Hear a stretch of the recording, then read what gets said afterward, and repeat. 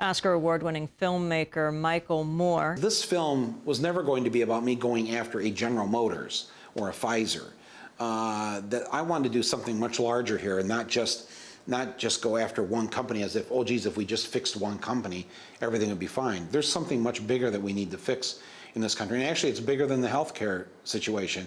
It's about how we structure ourselves as a society, how we treat each other, and this American mentality of every man for himself, how that has to stop.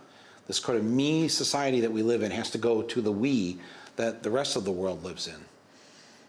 You have a man in the film who's hired by the health industry to challenge people who are filing claims. Explain exactly what he does, how he investigates people. The health insurance industry does not like to pay out claims because they don't make money. The only way they can make a profit is if they don't pay for your operation. If they pay for your operation and your doctor's appointment and your pharmaceuticals, they don't make any money. So their goal is to try and pay out as little as possible, which right away, that just tells you right there can't be any room in this healthcare thing for insurance companies, because health should be about helping people. And the decision should never be based on whether or not, hey, how can we save our money here? How can we deny that operation? So they hire these hitmen, what we call insurance company hitmen, who, after let's say you had to go in, for a broken ankle or whatever, and they get that bill and they go, wow, that's like $5,000 for a broken ankle. That shouldn't have cost more than $1,000. We don't want to pay all that. So they have these investigators. They have investigative units at the insurance companies, and they say, you know what, go dig into Amy Goodman's past. Go find out if maybe on her health insurance application she didn't tell us about something that she had maybe 10 years ago. And they literally will go and they get these records, and they'll do this incredible research on your health history to where they can then come and say, you know what, you didn't tell the truth, or you had a pre-existing condition. We didn't know about this, you didn't tell us, and so therefore we want the money back from that operation, or we're not going to pay for it. And one of the most powerful parts of this film are the people who are coming forward, like the guy who says he couldn't do it anymore, and he hasn't been investigating people for a long time, and then you have Linda Pino. Right, the whistleblowers in the film, especially Linda Pino. She's a doctor from Kentucky.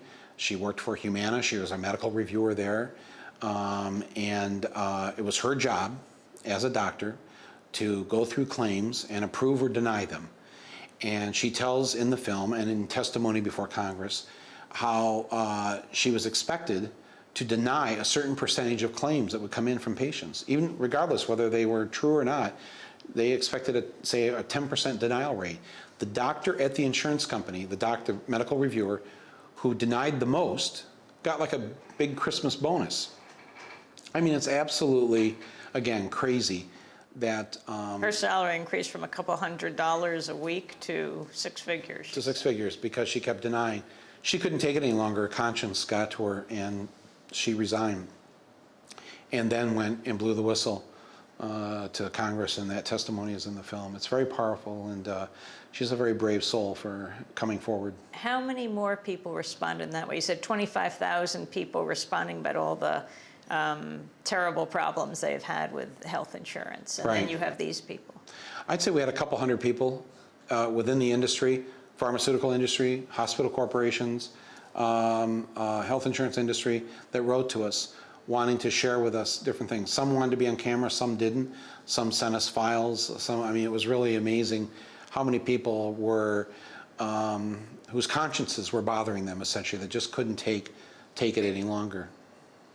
We're talking to Michael Moore, Oscar award-winning filmmaker. How does this connect to Fahrenheit 9/11? How does SiCKO link to your previous films and Bowling for Columbine? Well, that's a good question. There is a thread, actually, that goes from Bowling for Columbine through Fahrenheit into this film. Part of it is the use of fear. The reason we don't have a better system is because we've been made afraid of socialized medicine, the Canadian system, whatever, and trying to scare the American people using ignorance as a way to increase the level of fear in the country. these films, and I've been doing this really since Roger and Me, are films about, ultimately, about our economic system. We have an economic system, as I've said before, it's unjust, it's unfair, it's not democratic. And until ultimately that changes, until we construct a different form of economy in a way that we relate to capital, I don't think I think we'll continue to have these problems where the have-nots suffer and the haves make off like bandits. So how are you organizing? As you release this film in thousands of theaters around the country in the next few weeks, you're also working with unions, Yes. You're working with YouTube, with Oprah, you're testifying before Congress. Explain. Yes. Yeah, it is kind of a weird convergence of, but you know what? It's because this issue affects all Americans. And I'm being contacted by all kinds of groups and people now that want to get involved in this. So we are going to have a very strong organizing effort through the California Nurses Association, through Physicians for National Health Plan. Move On is going to be very active and involved in this. So many of the groups and unions that are on the left are organizing around it. But there's also, you know, things like you said, like YouTube, people like Oprah, who has decided to make this a very important issue in terms of something that she's very concerned about. I was on her show a couple weeks ago, and she's asked her fans to post their healthcare horror stories on her website when the film opens. She's going to do a town hall on this issue in the fall.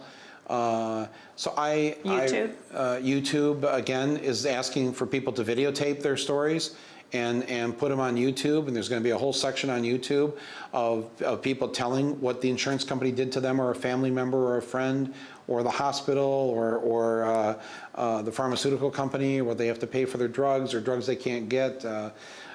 So I think this will have what they call a viral effect, in the sense, and I hope it does, that people that people are given a voice, and people otherwise are sitting in their homes all across the country, suffering and not wondering how can I ever be heard. I hope through my website, through the California Nurses Association, through YouTube, through Oprah's site, through others that are going to be coming into this. And I think that we're going to hear what Americans are really going through. And I got to believe something good is going to come out of this. And we're going to hold the candidates' feet to the fire on this issue, especially the Democrats. I'm Amy Goodman. Our website's democracynow.org. Check it out for the full interview. Thanks for joining us.